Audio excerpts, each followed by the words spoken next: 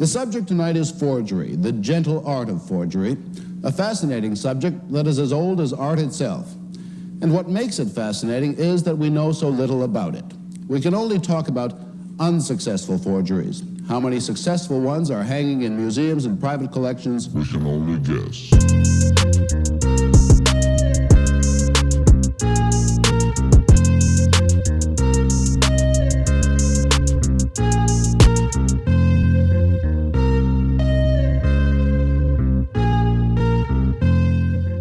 Amsterdam, Wednesday, December 31st, 1947.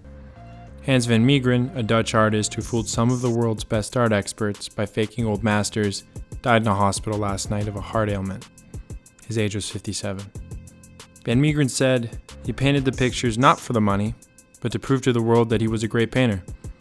Hans van Meegeren turned to forging the works of Vermeer as a result of frustration after art critics had condemned his work while a young man. He planned revenge and lived to see the critics, fooled by the Vermeer signature, hail his forgeries as among the best of the old master's work.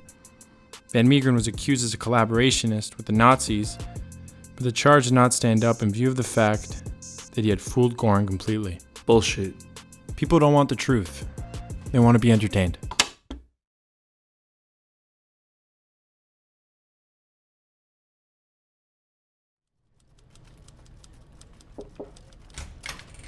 Sit down, Donnie. How can I help? You've been doing good work. I'm giving you 2 pages. Ever hear of Hans van Meegeren? Hans van Meegeren was one of the most famous art forgers of the 20th century. Hans van Meegeren is an artist born at the end of the 19th century, 1889, in Deventer, a small city in the east of the Netherlands. And despite his life of crime, Van Meegeren became sort of folk hero after World War II. He wanted to kind of feel success in adulation, not just money. He wanted to be respected. But he was most famous for having not only forged work by Vermeer, but having created a whole body of work that Vermeer had never created, a body of work that was religious in nature on the basis of scholarship that claimed that there had been a religious period, but for which there was no evidence. At first glance, Van Meegeren's story seemed too good to be true. How could one man fool the entire world so effortlessly? There was not one thing about Van Meegeren's story that people could agree on. Were the Vermeer paintings really forged? Was he a genius or a talentless criminal? Was he a true patriot or the worst traitor? Nothing was adding up, so I had to look for the people that were there when the world first heard Van Meegeren's name.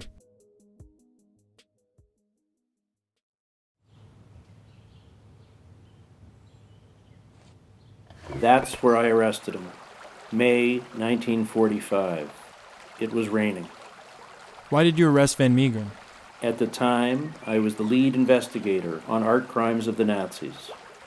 We traced the Christ with the adulteress back to Han von Meegeren, along with 5 other Vermeers. A prominent Nazi, in this case Hermann Göring, managing to acquire one of these. When ultimately the war was lost by the Nazis, it became a major issue. So I went to him for an explanation. I knocked on the door of a very elegant, rather lavish house. Han von Meegeren opened. He seemed surprised when I informed him that certain Vermeer paintings had been traced back to him. He could not really say much on how he came to possess them, so we took him in. As we interrogated him, we were usually met with silence. Van Meegeren had gotten on very good terms with his main interrogator, Captain Joop Piller, a former Dutch resistance fighter, and who clearly believed Van Meegeren's narrative that he had forged the paintings not so much for money, but as a revenge on the art critics who had always belittled and dismissed him. After 3 weeks or 2 weeks, Piller says, well, I have a car, let's go in the car and make a drive through Holland. And so, and at that time in that car, Van Meegeren confesses it. He then turned to me and said that he did it. He painted it. All the other Vermeers too. And I was sure it was true. After the confession, there were still doubts. Some people just didn't believe it. The court decided that the only way they could really prove his innocence would be to paint a seventh Vermeer, they called it, right? And they put him in an attic, and they set him up with all his equipment, and then he just had to paint it. But the weirdest thing is that it really does become theater, right? Like journalists are invited, members of the court are invited, there's documentation of it. But he paints this over 2 months. He paints this, seventh Vermeer. By having revealed that there was a forgery, he became known as the man who had tricked the Nazis, who had tricked Göring. Then there was no doubt left in anyone's mind. Van Meegeren was no Nazi collaborator, only a man whose ambitions were crushed by the system. He pulled off the picture swindle of the century.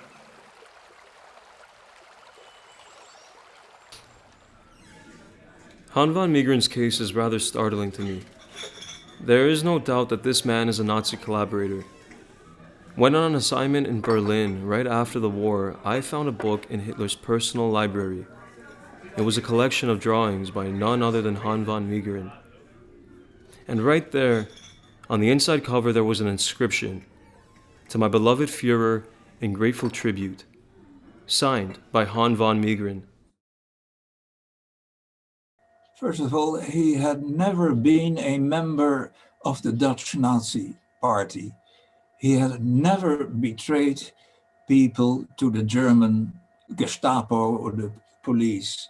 There has never been really a strong evidence that Van Meegeren put that dedication in that book. So I wrote an article about it for my newspaper, WWII. I was shocked when I came back to Amsterdam at the end of summer 1945. Van Meegeren was suddenly a hero.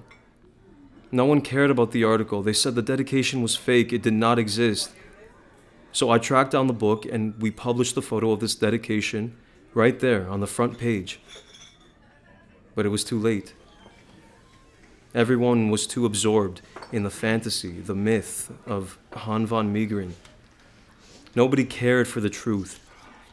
They were content with this human fake as their hero. I think that the Dutch public saw in Van Meegeren a complicated character, much more extreme than the decisions that many of them made, and obviously with probably a darker past than most, but a resonance that they could connect with. I was more lost than I was when I started. The puzzle wasn't coming together. The trial was my last chance at cracking the mystery of Van Meegeren.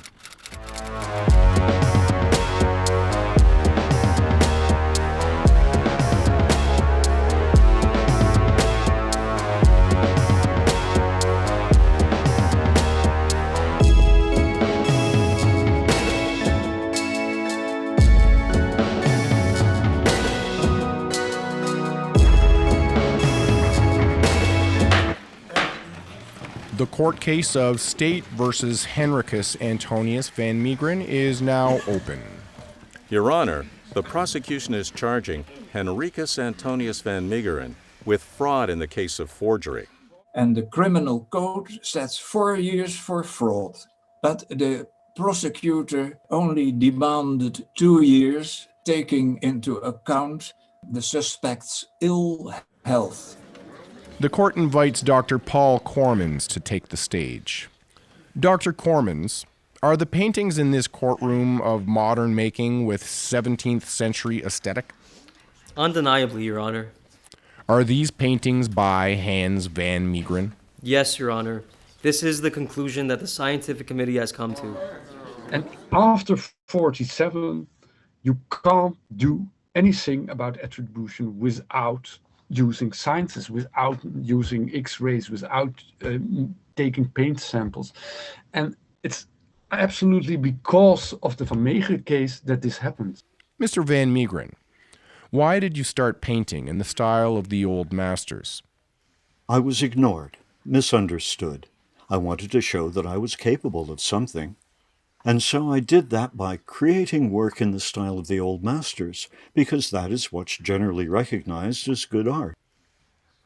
You did sell these paintings for high prices, didn't you? I had to. Otherwise, everyone would know they are fake. Why did you continue making these paintings? I had to finish what I started. You did earn a lot of money with your work. Are you sure that has not been the reason? I already had millions from the first work. It wasn't about the money. It was for beauty. Thank you, Mr. Van Meegeren. Would the prosecution like to add anything? Yes, Your Honor. Mr. Van Meegeren might have indeed succeeded in fooling art experts and critics, which could be a testament of his talent. I am not the one to answer the question of whether Han Van Meegeren is a genius, but all these or any other achievements were rendered less relevant the day he decided to go on the path of crime. If the selfish aspect of greed has not been present, you, Mr. Van Meegeren, could stand before the experts and say, "You triumphed." But now that you have earned so much from it, you are no different from a fraud. Thank you, Mr. Wasson.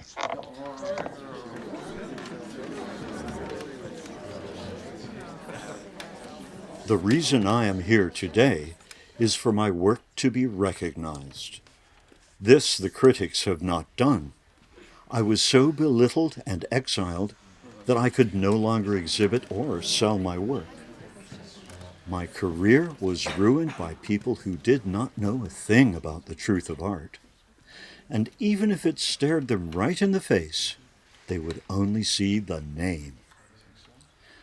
I decided to prove myself, to show the gatekeepers, the tastemakers who decide which works are reputable, something the like of which the world has never seen. I chose one of the greatest masters to ever hold a brush, Johannes Vermeer. I think of myself as a great admirer of Vermeer. Imitating his existing work would be a blasphemy. I am only capable of painting in my own style, and so it is almost incomprehensible to me that the whole world has called the supper at Emmaus a genuine Vermeer. I was astonished by the success of the painting. It was unanimously praised by the people. This burdened me, as I was the only person in the entire world who knew the truth. I could not just stop. I did not do this for the money, or the riches that have only brought me great distress and unhappiness. I did it to show the world that I'm capable of truly great things, and that you cannot take away from me.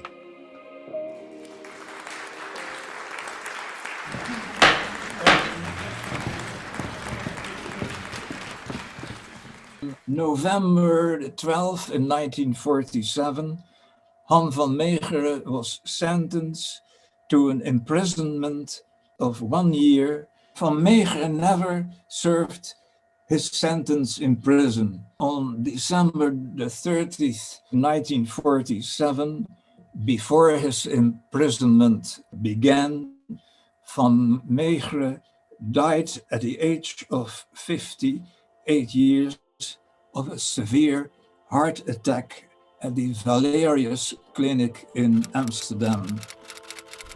Amsterdam, November 13th. Yesterday, Amsterdam Regional Court sentenced world-famous Dutch forger Han van Meegeren to 1 year in jail. If the legal outcome has not been surprising, the question of Van Meegeren himself remains much more ambiguous. Of course, the forger's claims to the status of a folk hero are baseless.